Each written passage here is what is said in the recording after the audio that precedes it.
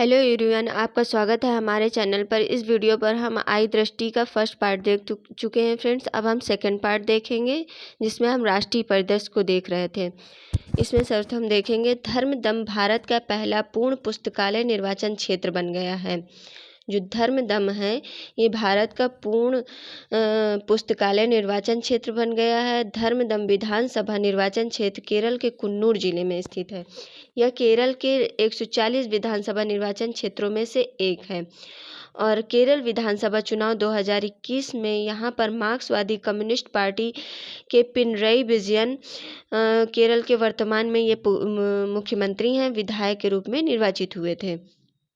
Next देखते हैं, दिसंबर 2022 में केरल का धर्मदम भारत का पहला पूर्ण पुस्तकालय निर्वाचन क्षेत्र ये बन गया है और यह देश का पहला ऐसा विधानसभा निर्वाचन क्षेत्र है जिसके प्रत्येक स्थानीय निकाय वार्ड में पुस्तकालय हैं। उल्लेखनीय है कि इस निर्वाचन क्षेत्र में कुल 138 वार्ड में 63 वार्ड में ही पुस्तकालय नहीं थे।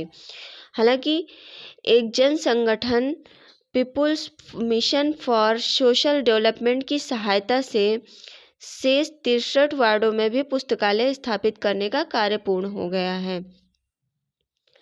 इसमें पुथुवालियल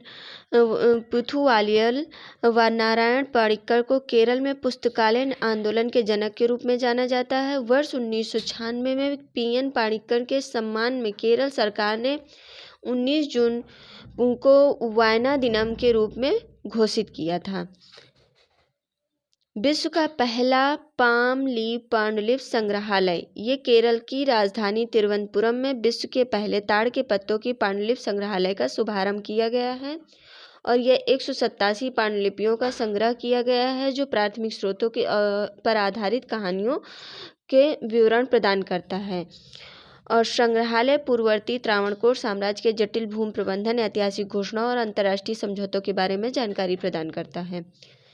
भारत का सबसे बड़ा तरल अपशिष्ट उपचार संयंत्र ये तरल अपशिष्ट वर्षा जल अपवाह और मानव गतिविधियों से उत्पन्न जल का दूषित रूप है। इसे सीवेज भी कहा जाता है। इसे आमतौर पर घरेलू, औद्योगिक सीवेज और तूफान सीवेज में वर्गीकृत किया गया। हालांकि कुल तरल सीवेज में 99% हिस्सा घरेलू सीवेज का है। 18 जनवरी 2023 को तिरुपति नगर निगम आंध्र प्रदेश ने फाइटोरिट तकनीकी से पर आधारित देश के सबसे बड़े तरल अपशिष्ट उपचार संयंत्र का उद्घाटन किया। इस तरल अपशिष्ट उपचार संयंत्र को तिरुपति स्थित विनायक सागर झील के जल के पुनः उपयोग के उद्देश्य से स्थापित किया गया है और इस तरल अपशिष्ट उपचार संयंत्र को स्वच्छ आंध्र मिशन पहल के रूप में भी स्थापित किया गया है। इस संयंत्र की स्थापित क्षमता प्रतिदिन 5 MLD है और अपशिष्ट जल उपचार के लिए फाइटोरिट तकनीकी का विकास वैज्ञानिक और औद्योगिक अनुसंधान परिषद के और राष्ट्रीय पर्यावरण अभियांत्रिकी अनुसंधान परिषद के द्वारा किया गया है। CSIR और नीरी के द्वारा किया गया है। इसमें आता है नेक्स्ट, फाइटोरिट अपशिष्ट जल के उपचार की एक भरोसेमंद तकनीकी है। नेक्स्ट आता है हमारा एशिया का सबसे बड़ा सीवेज उपचार संयंत्र। एशिया के सबसे बड़े सीवेज उपचार संयंत्र का निर्माण दिल्ली में किया जा रहा है। यह 364 मिलियन प्रति लीटर की क्षमता के इस ओखला सीवेज उपचार संयंत्र का निर्माण यमुना कार्य योजना 3rd के तहत किया जा रहा है। नेक्स्ट आता है हमारा हाउसिंग सोसाइटी के लिए भारत का पहला सौर संयंत्र। ये 11 जनवरी 2023 को TPREL Tata power renewable energy limited एवं मुंबई स्थित एक आवासीय सोसाइटी विवेरियन कॉन्डोमिनियम के मध्य एक समझौता हस्ताक्षरित किया गया है। यह समझौता उपर्युक्त आवासीय सोसाइटी को स्वच्छ ऊर्जा की आपूर्ति से संबंधित है। विवेरियन कॉन्डोमिनियम आवासीय सोसाइटी को सौर ऊर्जा की आपूर्ति के लिए भारत के पहले ग्रुप कैप्टिव और सौर संयंत्र की स्थापना की जाएगी। उपर्युक्त आवासीय सोसाइटी को सौर ऊर्जा की आपूर्ति के लिए महाराष्ट्र के हिमायत नगर में 3.125 मेगावाट की क्षमता के सौर ऊर्जा संयंत्र की स्थापना की जाएगी। इस सौर ऊर्जा संयंत्र का निर्माण, संचालन एवं रख रखाव TPREL द्वारा किया जाएगा। यह सौर ऊर्जा संयंत्र अपने संचालन के पहले वर्ष में 7.5 मिलियन यूनिट ऊर्जा उत्पन्न करेगा। नेक्स्ट है, जिसकी वजह से 6.15 मीट्रिक टन कार्बन डाइऑक्साइड के उत्सर्जन को कम किया जा सकेगा। इस सौर संयंत्र की स्थापना के साथ ही विवेरियन कंडोमिनियम घरेलू उपयोग हेतु कैप्टिव सौर ऊर्जा का उपयोग करने वाली देश की पहली आवासीय सोसाइटी बन जाएगी। नेक्स्ट देखते हैं, केरल देश का पहला पूर्ण डिजिटल बैंकिंग राज्य बन गया है। डिजिटल बैंकिंग किसी व्यक्ति को बैंक शाखा में व्यक्तिगत रूप से उपस्थित हुए बिना 24/7 सभी पारंपरिक बैंकिंग गतिविधियों तक स्वतंत्र रूप से पहुंचाने की एक ये सुविधा है। ये 7 जनवरी 2023 को केरल के सभी पात्र खातों में डिजिटल बैंकिंग को लागू करने वाला देश का ये पहला राज्य बन गया है। इसकी घोषणा वहाँ के मुख्यमंत्री पिनराई विजयन के द्वारा की गई है और ये राज्य स्तरीय बैंकर्स समिति के अनुसार राज्य में पात्र सभी 3.76 करोड़ खातों में कम से कम एक सेवा या उत्पाद डिजिटल के रूप में उपलब्ध है। केरल इस भारतीय रिजर्व बैंक की डिजिटल भुगतान पारिस्थितिकी तंत्र का विस्तार और गहनता योजना के अंतर्गत इस कदम को लागू किया है और इसमें 2021 में त्रिशूर इस योजना के तहत डिजिटल बैंकिंग लागू करने वाला केरल का पहला जिला था और अब केरल में पूरी जगह हो गया है डिजिटल बैंकिंग का। नेक्स्ट आता है स्मार्ट कार्यक्रम। स्मार्ट का विस्तारित रूप है scope for main streaming Ayurveda research in teaching professionals. इस पहल के अंतर्गत ऑस्टियोआर्थराइटिस, आयरन की कमी से होने वाले एनीमिया, क्रोनिक ब्रोंकाइटिस और डिस्लिपिडेमिया, रूमेटायड और अर्थराइटिस, मोटापा, मधुमेह, मेलिटस, सोरायसिस आदि के नवीन अनुसंधान विचारों पर बढ़ावा देने पर ध्यान केंद्रित किया जाएगा।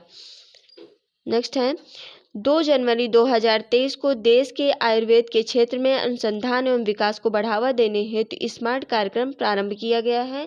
इस कार्यक्रम को भारतीय चिकित्सा प्रणाली के लिए राष्ट्रीय आयोग, national commission for Indian system for medicine और केंद्रीय आयुर्वेदिक विज्ञान अनुसंधान परिषद ने संयुक्त रूप से प्रारंभ किया है। नेक्स्ट देखते हैं,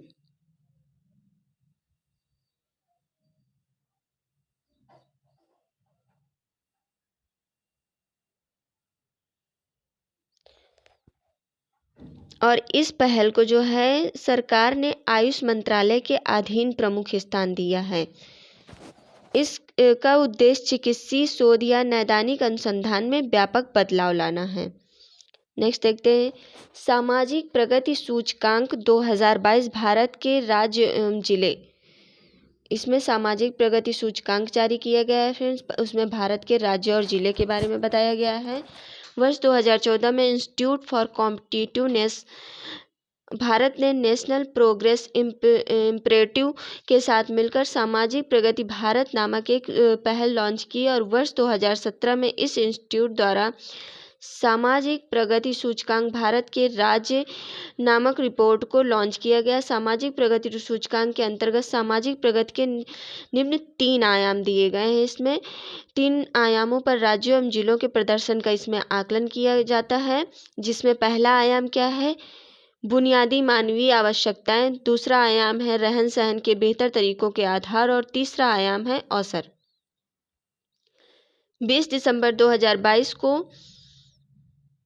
प्रधानमंत्री की आर्थिक सलाहकार परिषद द्वारा सामाजिक प्रगति सूचकांक 2022 भारत राज्य एवं जिले नामक रिपोर्ट में जारी की गई है। यह रिपोर्ट इंस्टीट्यूट फॉर कॉम्पिटिटिवनेस तथा वाशिंगटन DC स्थित सोशल प्रोग्रेस इम्परेटिव द्वारा यह तैयार की गई है।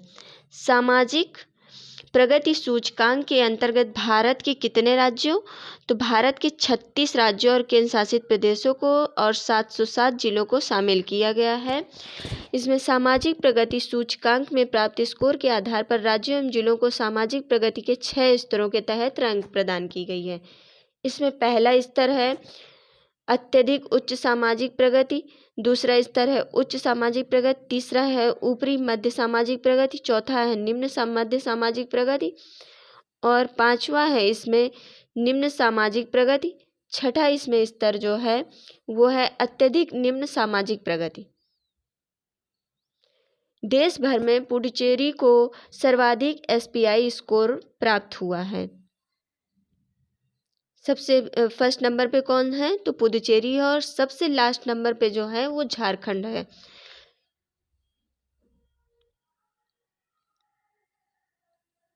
नेक्स्ट देखेंगे हम, इसमें देश में सर्वाधिक एसपीआई स्कोर आइजोल मिजोरम को प्राप्त हुआ है और बिहार के 27 जबकि उत्तर प्रदेश के 14 जिले स्तर 6 अत्यधिक निम्न सामाजिक प्रगति श्रेणी में शामिल हुए हैं। नेक्स्ट देखेंगे, नमामि गंगे पहल को संयुक्त राष्ट्र की मान्यता दी गई है।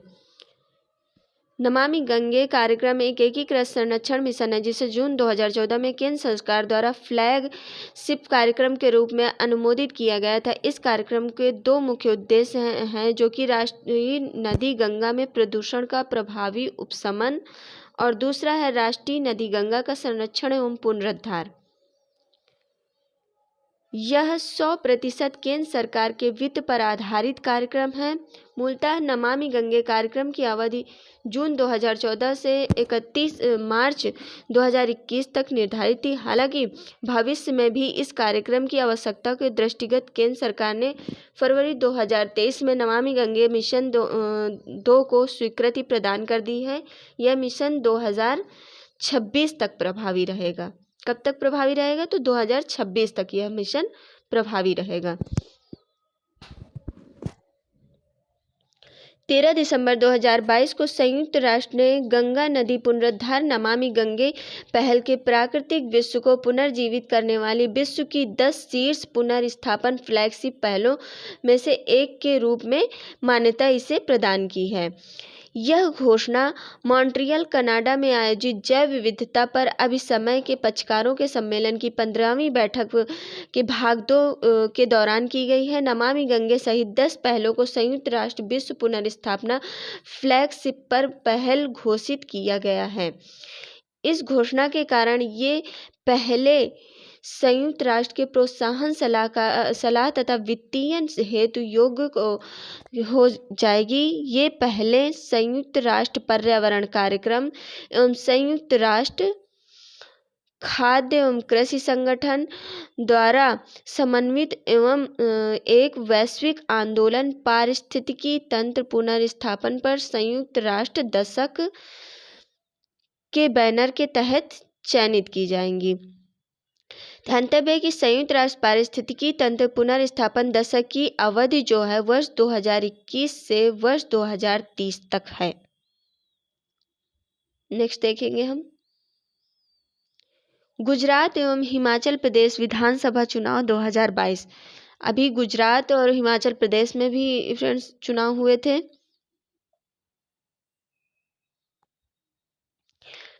संसदीय एवं विधानसभा निर्वाचन क्षेत्रों के परिसीमन आदेश 2008 के अनुसार गुजरात विधानसभा में कुल 182 सीटें हैं, जिसमें इसमें 13 सीटें अनुसूचित जातियों के लिए और 27 सीटें जो हैं वो अनुसूचित जनजातियों के लिए आरक्षित हैं। गुजरात विधानसभा चुनाव 2022 में कुल 64.33% मतदान हुआ है, जिसमें कि इसका चुनाव परिणाम 8 दिसंबर 2022 को घोषित किया गया है, जिसमें सत्तारूढ़ भारतीय जनता पार्टी को राज्य विधानसभा में एक बार पुनः बहुमत की प्राप्ति हुई है। गुजरात विधानसभा चुनाव में यह भाजपा की लगातार 7वीं जीत है।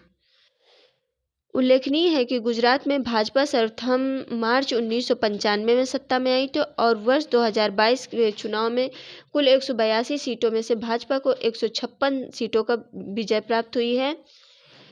यह गुजरात विधानसभा चुनाव के इतिहास में किसी एक पार्टी द्वारा सर्वाधिक जीतने का रिकॉर्ड है।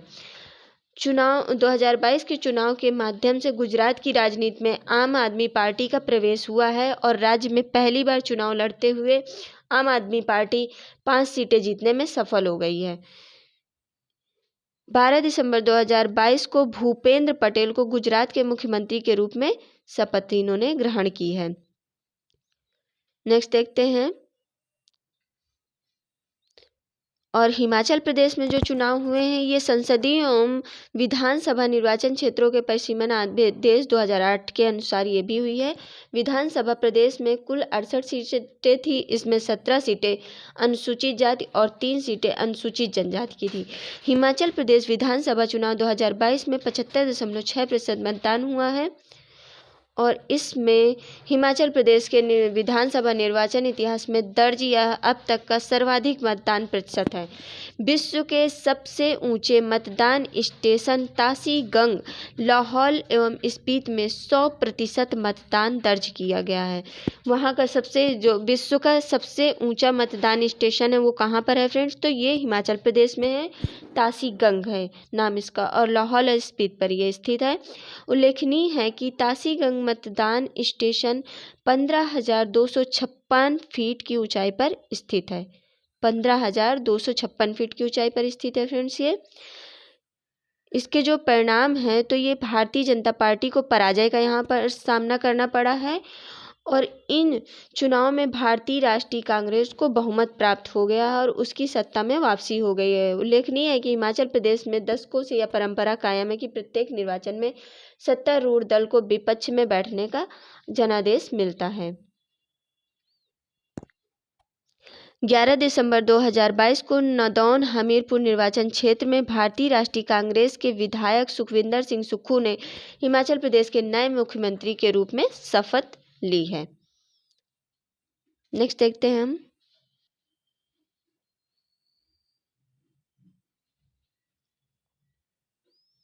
हिमालयी याक को खाद्य पशु का दर्जा दिया गया है फ्रेंड। जो हिमालयी याक है उसे किसका दर्जा दिया गया है? तो इसे खाद्य पशु का दर्जा दिया गया है। पालतू याक जो है वो अधिक ऊंचाई पर पाया जाने वाले पशु है जिसमें बाइसन भैंस है और मवेशी आदि आते हैं। ये भारतीय उपमहाद्वीप के हिमालयी क्षेत्र तिब्बती पठार तथा मंगोलिया आदि में पाए जाते हैं। भारत में ये लद्दाख में, जम्मू एवं कश्मीर, सिक्किम, अरुणाचल प्रदेश, हिमाचल प्रदेश, पश्चिम बंगाल एवं उत्तराखंड में पाए जाते हैं। 20वीं पशुधन जनगणना हुई थी 2019 के अनुसार भारत में लगभग 58,000 याक हैं। यह संख्या वर्ष 2012 में आयोजित पिछली पशुधन गणना में से लगभग 24.67% कम है। 26 नवंबर 2022 को जारी विज्ञप्ति के अनुसार भारतीय खाद्य संरक्षण और मानक प्राधिकरण के वैज्ञानिक पहल द्वारा हिमालयी याक को एक खाद्य पशु के रूप में स्वीकार किया गया है। याक को खाद्य पशु के रूप में वर्गीकृत करने की सिफारिश पशुपालन और डेयरी विभाग के द्वारा की गई थी। इसमें नेक्स्ट देखते हैं कि फसई द्वारा खाद्य पशु के रूप में पहचान से याक को पारंपरिक दूध और मांस उद्योग का हिस्सा बनाने में मदद मिलेगी। इससे याकों की संख्या में हो रही गिरावट को नियंत्रित करने में भी मदद प्राप्त होगी।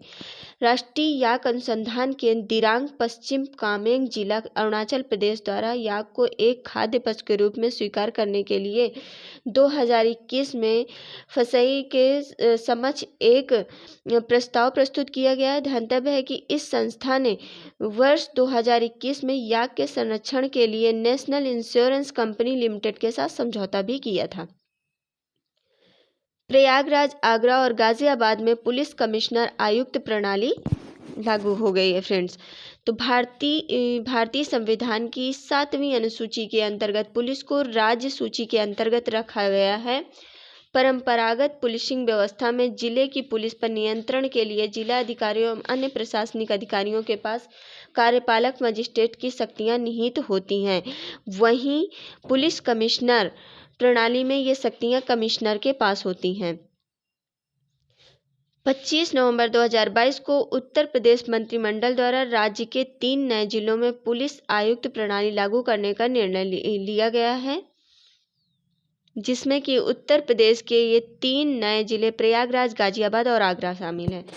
तत्पश्चात रश्मित शर्मा को प्रयागराज, प्रीतिंदर सिंह को आगरा और अजय कुमार मिश्रा को गाजियाबाद का पुलिस कमिश्नर नियुक्त किया गया है।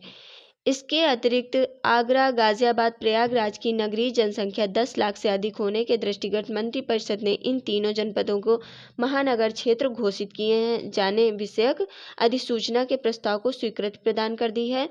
वर्तमान में उत्तर प्रदेश के 7 जिलों में पुलिस आयुक्त प्रणाली लागू की गई है। कौन कौन से जिले हैं ये भी देख लेते हैं हम। लखनऊ, गौतम बुद्ध नगर, कानपुर, वाराणसी, गाजियाबाद, आगरा और Prayagraj. Statue of prosperity Kempe Gowda first Vijayanagara साम्राज्य के अधीन 16वीं शताब्दी के एक सामंतवादी शासक थे। इन्हें स्थानीय रूप से नाड प्रभु कैंप गौड़ा के नाम से जाना जाता है। इन्हें आधुनिक बेंगलोर, वर्तमान बेंगलुरु का संस्थापक माना जाता है। किसे? तो ये जो यहाँ के संस्थापक नाड प्रभु कैंप गौड़ा थे, इन्हें ही आधुनिक बेंगलोर के संस्थापक के रूप में जाना जाता है। 11 नवंबर 2022 को प्रधानमंत्री नरेंद्र मोदी ने बेंगलुरु में श्री नाड प्रभु कैंपगौड़ा की प्रतिमा का अनावरण किया है। यह प्रतिमा बेंगलुरु अंतर्राष्ट्रीय हवाई अड्डे कैंपगौड़ा अंतर्राष्ट्रीय हवाई अड्डे के परिसर में स्थित है। इस प्रतिमा को स्टैचू ऑफ प्रॉस्पेरिटी नाम दिया गया है। यह नाड प्रभु कैंपगौड़ा की कांस्य की प्रतिमा है। इस प्रतिमा की जो ऊंचाई है वो 108 फीट है। कितनी है? तो 108 फीट है। इस प्रतिमा के निर्माण में 98 टन कांस्य और 120 टन इस्पात का उपयोग किया गया है। इस प्रतिमा के शिल्पकार रामवी सुतार हैं। रामवी सुतार का नाम आपने पहले भी फ्रेंड्स सुना होगा।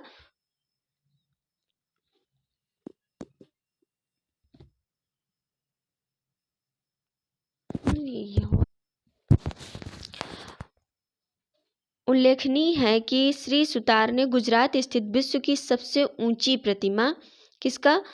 तो ये स्टैचू ऑफ यूनिटी को भी डिज़ाइन किया था। ये 182 मीटर की थी।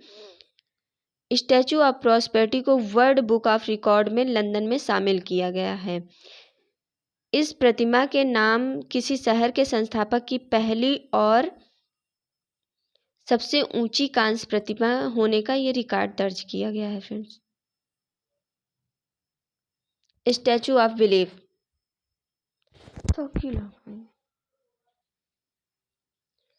नेक्स्ट देखेंगे स्टैचू ऑफ बिलीफ। 29 अक्टूबर 2022 को राजस्थान में विश्व में भगवान शिव की सबसे ऊंची प्रतिमा का लोकार्पण किया गया है। यह प्रतिमा राजस्थान के राजसमंद जिले के नाथ द्वार नामक नगर में स्थापित की गई है। इस प्रतिमा को स्टैचू ऑफ बिलीफ या विश्वास स्वरूप नाम दिया गया है और इस प्रतिमा की जो ऊंचाई है वो 369 फीट है। इस प्रतिमा में भगवान शिव को ध्यान की मुद्रा में बैठा हुआ दिखाया गया है। और ये प्रतिमा बनी किससे है? तो इस प्रतिमा के निर्माण में 3000 टन इस्पात तथा लोहे तथा 2.5 लाख टन कंक्रीट एवं बालू का उपयोग इसमें किया गया है। नेक्स्ट आता है स्टैचू ऑफ पीस। इसका जो प्रधानमंत्री नरेंद्र मोदी ने स्टैचू ऑफ पीस का अनावरण किया है। यह जैनाचार्य श्री विजय वल्लभ सुरेश्वर जी महाराज की ये प्रतिमा है। इस प्रतिमा की जो ऊंचाई है वो 151 इंच है। यह प्रतिमा अष्ट धातु से निर्मित है जिसमें तांबा मुख्य घटक है। यह प्रतिमा पाली राजस्थान में जैतपुरा स्थित विजय वल्लभ साधना केंद्र में स्थापित है। नेक्स्ट आता है हमारा स्टैचू ऑफ इक्वेलिटी। प्रधानमंत्री नरेंद्र मोदी ने स्टैचू ऑफ इक्वेलिटी को राष्ट्र को समर्पित किया है। स्टैचू ऑफ इक्वेलिटी 11वीं सदी के महान दार्शनिक चिंतक एवं भक्ति संत श्री रामानुजाचार्य की प्रतिमा है। यह प्रतिमा शमशाबाद, हैदराबाद, तेलंगाना में स्थित त्रिदंडी चिन्नाजियर स्वामी आश्रम में स्थापित की गई है। स्टैचू ऑफ इक्वलिटी को हिंदी में समता मूर्ति नाम दिया गया है। इस प्रतिमा की जो ऊंचाई है वो 216 फीट है। यह प्रतिमा पंचलोह 5 धातुओं का संयोजन से निर्मित है। ये 5 धातुओं में स्वर्ण, चांदी, तांबा, पीतल और जस्ता है और फ्रेंड्स इसमें लोहा नहीं शामिल किया गया है।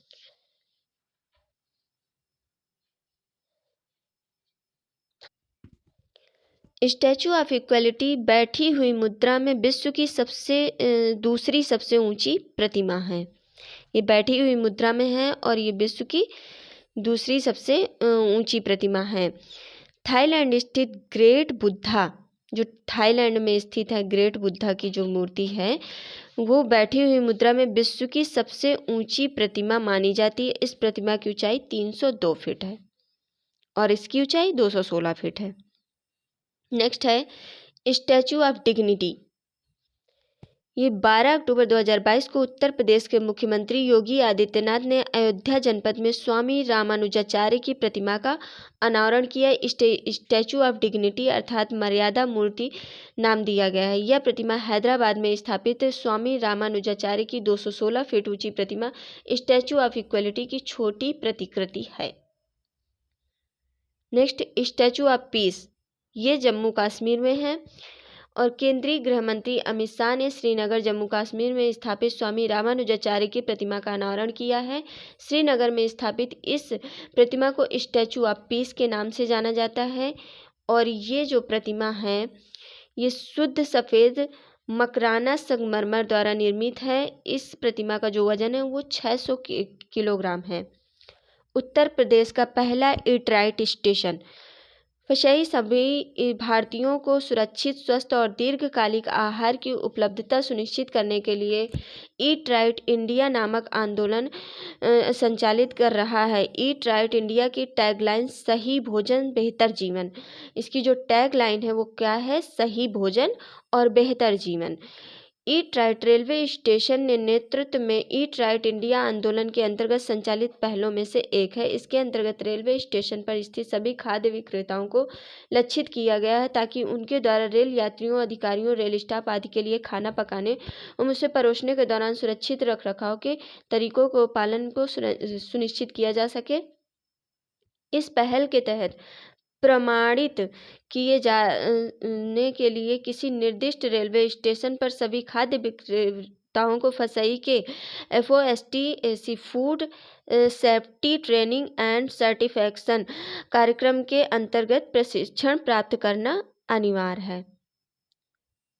सर्टिफिकेशन की है और यहाँ पर आता है हमारा 7 नवंबर 2022 को प्रयागराज रेलवे स्टेशन प्रयागराज को भारतीय खाद्य संरक्षा और मानक प्राधिकरण द्वारा ईट राइट रेलवे स्टेशन का प्रमाणन प्रदान किया गया है। Prayagraj railway station eat right station प्रमाण पत्र प्राप्त करने वाला उत्तर प्रदेश का